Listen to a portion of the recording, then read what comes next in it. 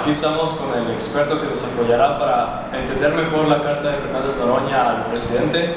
Este es David Cetina, que es historiador y maestro de economía en mi escuela. Y pues ahorita les vamos a hacer unas preguntas. ¿Qué piensas de Noroña por lo que sabes?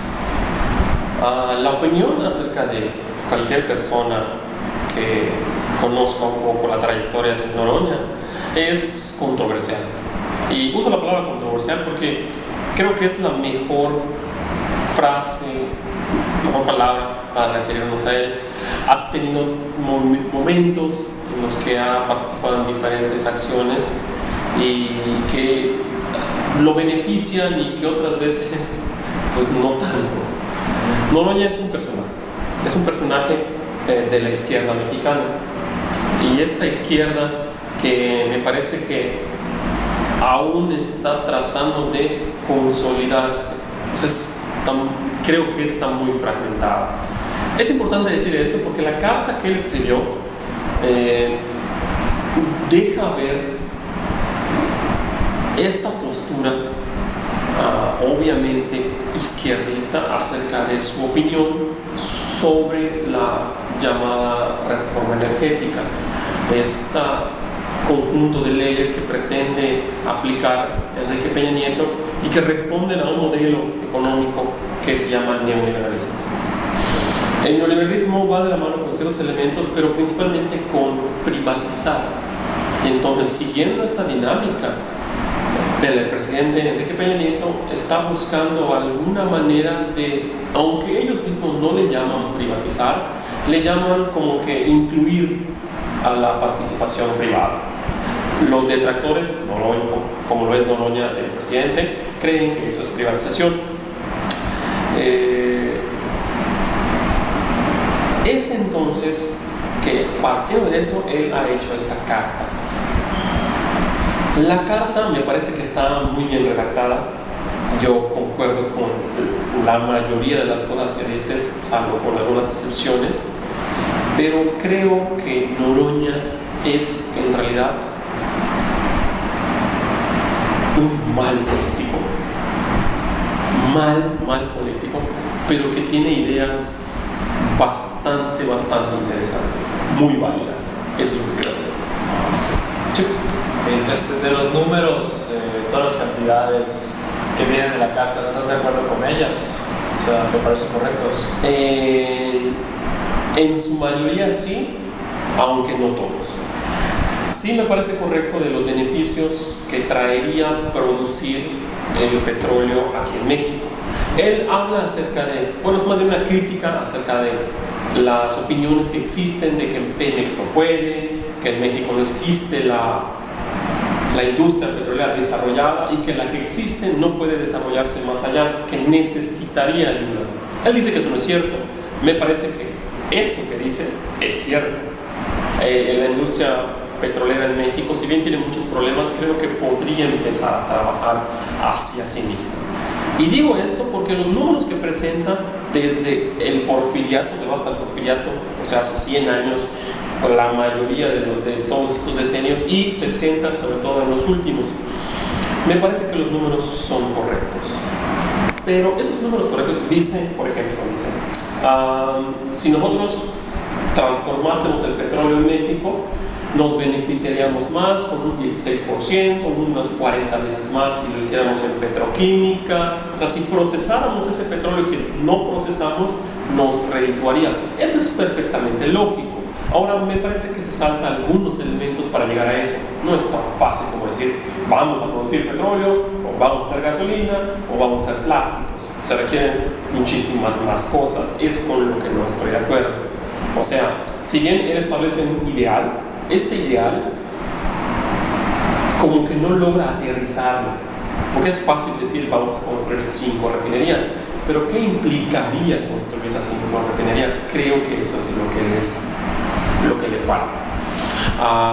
Hace una revisión muy correcta de los precios del petróleo antes de la nacionalización en 1938 y después con la nacionalización. Me parece que la crítica de sus números van bien más allá y nos dice, ¿será que los beneficios de la privatización van a ser correctos? Porque si bien no estoy de acuerdo con algunos de sus números son mejores, o sea, los que presentó en su carta, que los que ha presentado el presidente Peña Nieto o la campaña a favor de la privatización. Me parece que son muy correctos. Bueno, y de los datos históricos que vienen, ¿qué opinas? ¿Te parecen correctos? Sí, me parecen correctos. Él habla acerca, inicia más o menos con el porfiriato, ¿no? ¿Cuál era la situación de la industria petrolera con el porfiriato durante los gobiernos revolucionarios y los siguientes gobiernos? Me parece que es cierto. Creo que la palabra privatización hoy se usa mucho a la ligera, y se usa mucho a la ligera porque tenemos muchos ejemplos en la historia, ejemplos que él recoge de que la privatización no siempre es lo más correcto, y de hecho en la mayoría de los casos perjudica a la mayoría de la población. Eso está más que claro. No quiero decir por esto que la privatización siempre tenga que ser así. Lo que sí digo es que estoy de acuerdo con él, que dice que siempre ha sido así.